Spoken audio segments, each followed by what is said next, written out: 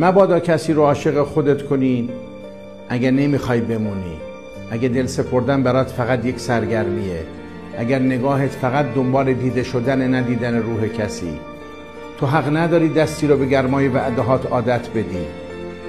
بعضی آدم ها با یک دوست دارم تو رؤیای خوابشون رو میچینن، آدرس قلبشون رو عوض میکنن و کوله بار سالهای رنج رو کنار میگذارن، چون فکر میکنن دیگه قراره در ایستگاه تو بمونن، نه آواره بعدی ها بشن. حق نداری کسی رو عاشق خودت کنی وقتی بلد نیستی حتی بند کفش تعهدت رو محکم ببندی. عشق اسباب بازی نیست که بعد از دلزدگی گوشه انباری بی احساسیت خاک بخوره.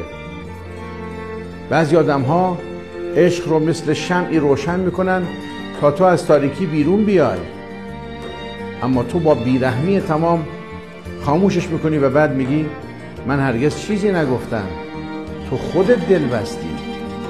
نه عزیز من، تو گفتی، با نگاهت گفتی، با بودنت گفتی، با اون شب بخیرهایی که براش شدن صبح امید گفتی.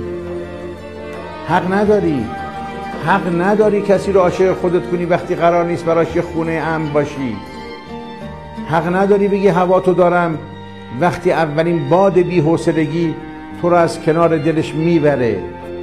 عشق خونه است، نه چادر و مسافرتی. اگه قرار بعد 1-2 شب جمعش کنی، از اول زمین دل کسی رو اشغال نکن.